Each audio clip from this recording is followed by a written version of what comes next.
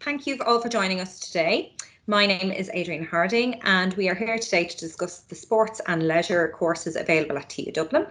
I'm joined by my colleagues Catherine Gorman, David Gall and Owen Durkin, and we've also got students Paul Carroll and Alexis Karatassis, and we've a graduate Aisling Kane.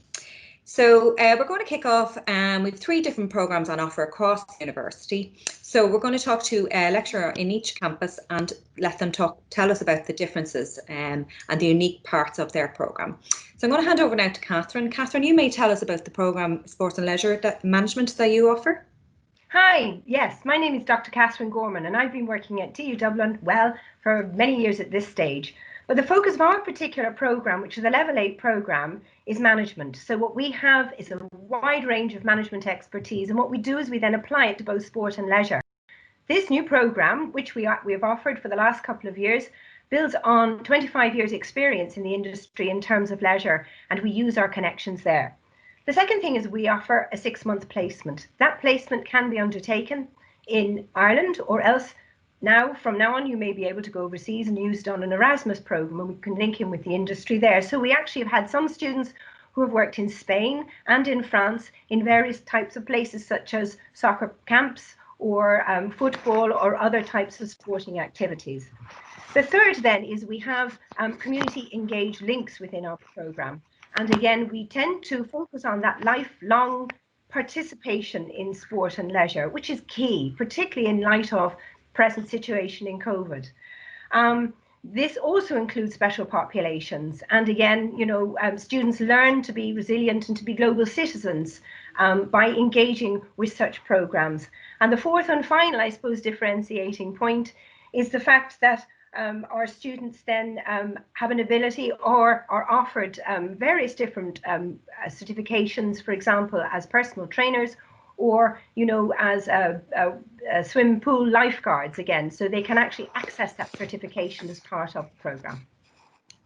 Great, thanks very much, Catherine. And just in terms of graduate opportunities, where would your graduates normally want to be employed?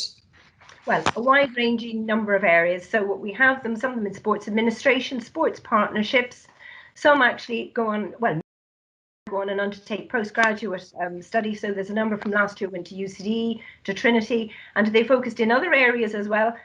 Some may be sport related, but also in management. And then you have some people who are involved in setting up their own businesses. And then some also move out and go into other sectors as well. So it's wide ranging. So the management side of things allows that for them to move to different sectors. But the focus of most of the students is that they stay within the industry and engage, for example, in terms of gyms or other sports and leisure facilities. Very good. Thanks very much, Catherine. We might just have a chat with Paul. Paul, you've just finished you're currently a student on the leisure management programme. You might tell us, why did you pick that course? Yeah, so thanks, Adrian. Yeah, I chose the course. I suppose I came in as a mature student, and I was a bit older than some of the other students. But I just said, I've been working in the fitness industry for a few years, and I really enjoy that side of things. So I said I'd go back to college and hopefully get a degree and just give me a few more options in the industry.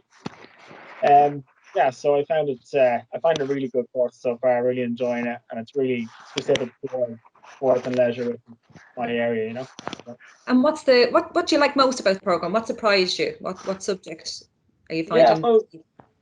My favorite part of the course, I suppose, is the variety of the modules, and they're really interesting, especially last year in year 2, there was a management module which I really thrived on and enjoyed. And then this year we have a lot of different modules as well. They're all very easy to understand, but they're very specific towards I suppose developing a career in the industry.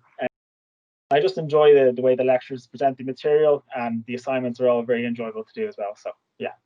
Super. And when you graduate, Paul, have you a career plan, or where would you see yourself when you finish? That's it. Yeah. So the plan is finish my degree now next year, get my degree, and then I really enjoy golf. I'm also a personal trainer as well, but I'm hoping to go into the golf side of things, golf management, golf operations, and obviously get trained up first as manager. But that's my ultimate goal, and with this degree, I'll have that opportunity to do that. So that's the plan. That's great, Paul. Sounds exciting. Yeah. Thanks very much. We might just tap in now with David. David, you're based in the Blanchardstown campus and you deliver or you work on the sports management and coaching programme. You may tell us a little bit about that and how that differs to the sports and leisure programme. Thanks, Adrian. Yeah, so my name is Dr. David Gall and I'm a lecturer on the sports management and coaching degree here on the Blanchardstown campus. So there's some similarities with Catherine's course that we have an element of management and business side, but we also have more performance and coaching related modules. So we have some coaching placements or practical modules that we conduct with local schools or other organizations within the community. We have modules which engage with persons with intellectual or physical disabilities. So the difference, I suppose, is there's slightly more of an applied focus in terms of the coaching element, but we still maintain business aspects of the degree. So there is elements of accounting, management or information systems. And these are all, I suppose, necessary for anyone who wants to go on and start up their own business, that if they finish the degree and they become a personal trainer or they receive a registered exercise professional certification, they might choose to go out and start their own business. And the business side of the degree enables them to have the tools to be able to succeed if they choose to go down this route. Very good. You just touched on it there. You mentioned community engagement. And what form does that take on your programme? How does that work? Yeah, so there's a big focus in that applied kind of community engagement or engagement with teams or sports organizations throughout a number of modules. So, for example, if we take the performance analysis module that we have in third and fourth year, and that's heavily linked to with sports teams. Whereas if we look at the adapted physical activity, that might work with people from Daughters of Charity, which are an organisation which are in the Dublin 15 area, which we engage with regularly. So that's how we can cater for health and well-being amongst people with intellectual and physical disabilities. And then we also have engagement with coaching children and youth, which we primarily take part in coaching sessions in local schools in the Dublin 15 area, so that we go down to schools and we take part and take over PE classes within local schools. So there's a lot of variety in terms of how we engage, but there's a big focus, I suppose, on an applied practice. Yeah, sounds there's a lot of hands-on focus there. Sounds great. And in terms of your graduates then, would they normally go on, where would they normally end up and where would their careers lie, or would they go on to further education? So a bit like Catherine, there's a variety. I think that's the beauty of sports as an industry. It's so vast and broad that people can staying within the industry. It still means there's an abundance of opportunities for them. So we have graduates who have worked with organisations, and you'll speak to one now in a minute, such as the GAA, who will be games development officers. We have other graduates who work with other national governing bodies in sports management or sports development roles. Individuals work with local sports partnerships, and we have people who go on to become personal trainers in gyms and the leisure industry. We have people who become entrepreneurs and set up their own businesses. And we also have people who pursue further study both in sports and exercise area, but also equally in other areas of maybe a business. So we have a number of graduates who've conducted masters in other TU Dublin campuses in finance or accounting. And then we have a number of research masters and PhD students also who again pursue the postgraduate research area. So again, there's a variety of opportunities for individuals, and it's, I suppose, primarily governed by their interests. So we have a variety of streams, from physiology to coaching to adaptive physical activity to management side of things. So depending on where you want to be, that's where you. Great, so it sounds very flexible, loads of opportunity. Thanks, David. Aisling, we might tap into you now. You've completed the programme now. Is it 2 years? 2 years ago? 2 years now. Yeah, 2 years ago. So you've gone through the student piece now, and you're now a graduate. I suppose if you were looking at the incoming 17-year-old, what type of 17-year-old do you think would suit the course that you did? So when I was 17, I didn't know what I wanted to do, but I loved sport. So I hadn't a clue what career I wanted down the line, 4 or 5 years, but I knew anything sport related I'd be interested in. So when I was looking at the course, I seen that there was loads of sport and business, so there was a mix of the two, and I just thought if I try this out with all the different modules in it, I'm sure to find something that I'll really enjoy, and that's what I did, and I absolutely loved it. That sounds great. And so where are you now? Where are you working now? So I'm a games promotion officer with Dublin GAA. So I'm based in a GAA club in Swords there, and I'm based in schools and in the club. So a mix of, so I'm coaching in the schools and then coaching in the club as well. So yeah, I work for Dublin County Board. That's fantastic. Sounds great. Really exciting. So where you want to be? Brilliant.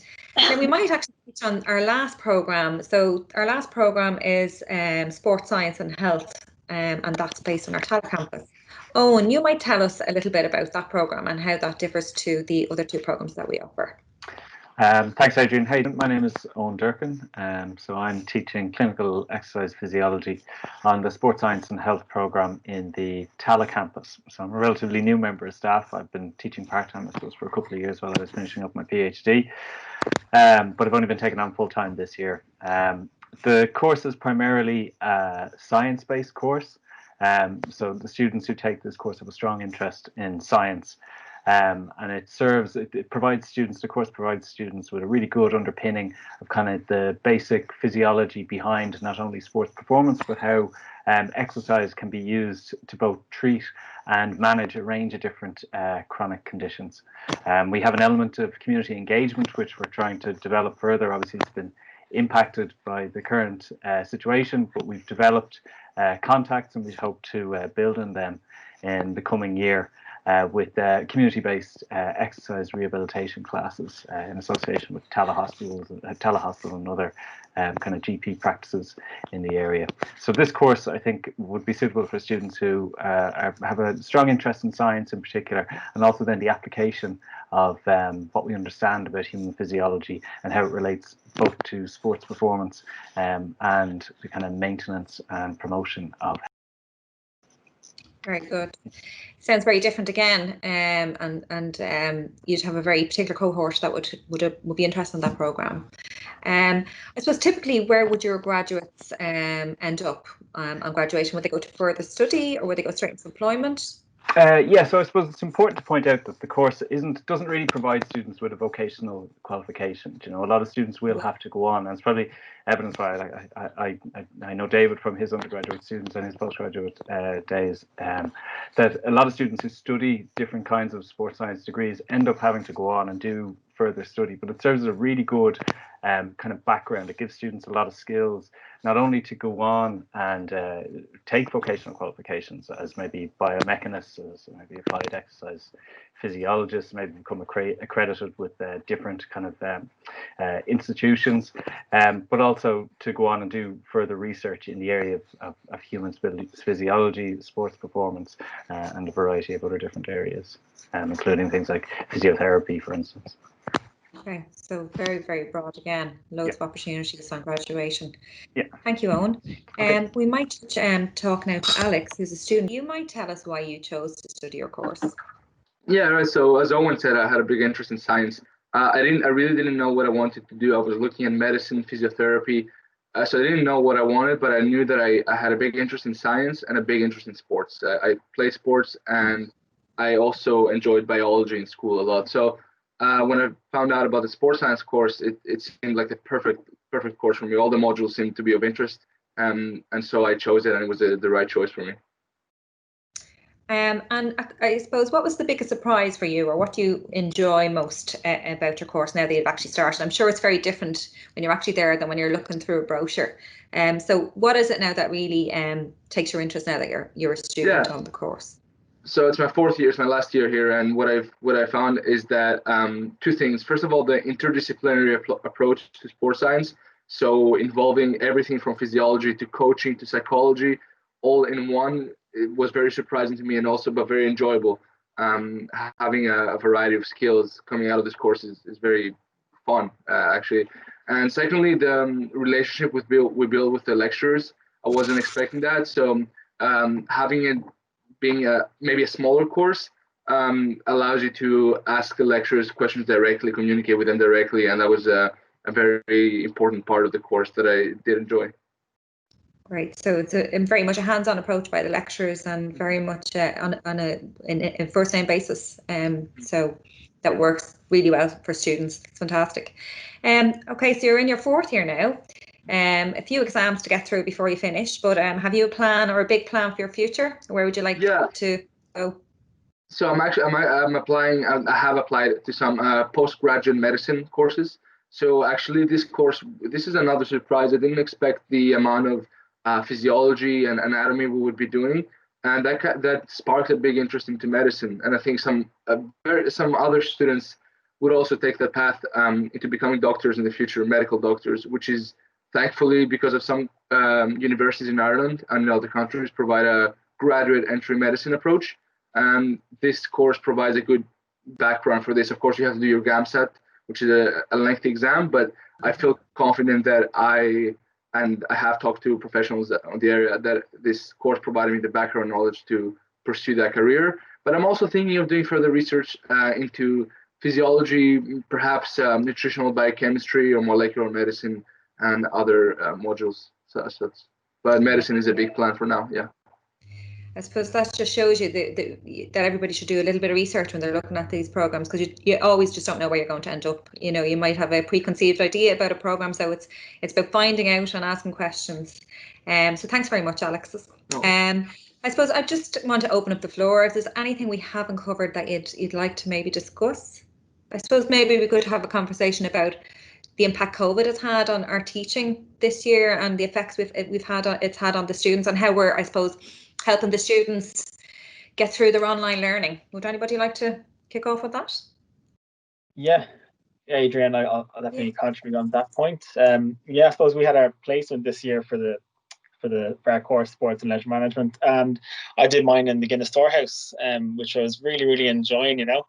And unfortunately, after 2 months, it was scrapped, you know, because of the COVID pandemic. But I was really enjoying it. But hopefully, the students now in the future years get to complete their placement fully. Also, as well, you know, doing lectures from home, online teaching. It's been the way for the first semester this year, and it's been challenging, but it's worked out for me, I suppose, reasonably well. You know, you don't have to leave your house. You can have the laptop there, and you can do your work that way. You know, so I don't think it's altogether a bad thing, but it's definitely given a different perspective for me how the course works. You know, but yeah, so that's kind of what I've taken from it. But I suppose we're hoping to move to level 3 very soon, and with that, we'll be hoping to get students in on campus a little bit more. David, I think I have some students. Yeah, I have students on campus. Yeah, and how many days a week are they in? So we're operating a kind of condensed schedule. So I'm lecturing first years in coaching theory and practice, and they're in 1 day for 4 hours. So we have them. They're doing 2 practical modules that they kind of couldn't do remotely. So for all the other modules that they're doing it online. But for 2 modules, long-term athlete development and coaching theory and practice, they come in on campus and they do 2-hour practicals back to back, and then they leave again. So we're implementing all the COVID related restrictions and face masks. You know, before I suppose COVID-19, if someone had told me that, you know, doing a coaching session wearing face masks and maintaining social distancing, I would have probably been like, what's the point? But actually, you know, this is the reality of coaching that we have to face, and the students and the first year students, you know, it's the first taste of college life, and that's what they're straight into face with, and they've coped remarkably well. They've been able to do it, and not just do it, they've been able to make the most of it, and they really enjoy their time on campus. And they're, I suppose, if they, you know, didn't have to come on campus, I think it would be altogether a different experience. But that one touch point with myself and a couple of the other staff who have those practical modules, it really is the highlight of the week for these students, or so they say anyway. Good. Catherine, how are you tackling that with your students? What we've done is we have online as such as for this particular semester, but however, there are students and they're also in 1 day a week, you know, with the actual fitness program that they're following. And again, similarly so, they've found that of great benefit getting them out of the house, such things, and engaging with their peers. But just to note the fact that, you know, we've been based in Cowborough Street for numbers of years, and we're moving to that brand new, you know, much exalted Grange Gorman, with the gym and the running track and the various different fields of play, which is very close to the city centre of Dublin. And we hope to move. It was put on hold for a short while, but we hope to move there now in April, May, I believe. So any students who come in September, that's where they will be starting. And I think everybody's very excited by that. Yeah, that's great, Catherine. It's a fantastic campus, actually. It's state-of-the-art facilities, and, you know, it'd be brilliant for those students to be able to avail of that. So best of luck with that move. Owen, how are you facing, or how are you dealing with the impact of COVID, and how is that impacting your students? So I kind of, for my own personal reasons, I have been teaching everything online, including kind of lab practicals and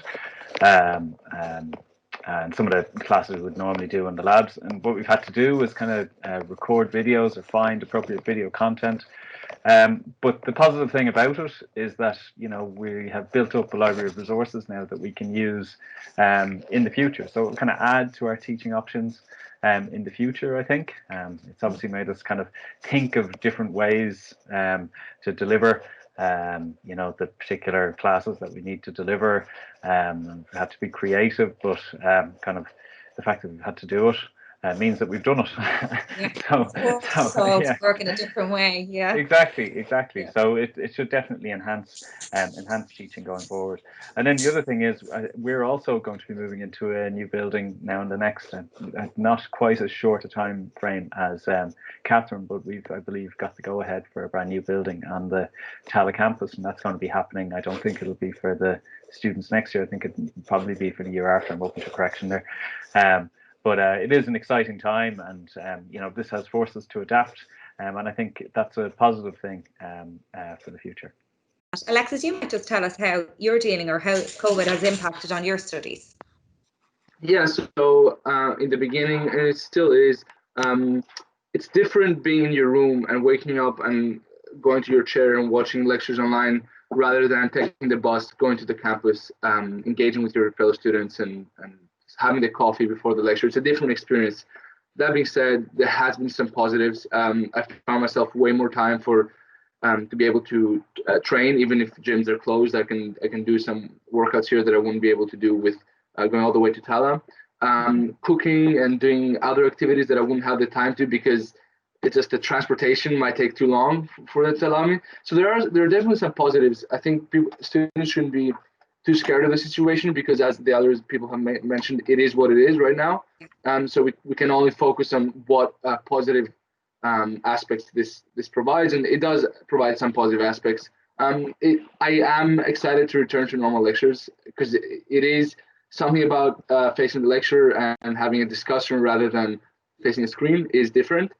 But that being said, as I said, that doesn't mean that we can't enjoy the teaching the learning process. And I have learned a lot of new things, and even the labs with Owen, we do ECG imaging and how we can interpret that. It's been quite useful, and I don't think it's not working. I think it is working.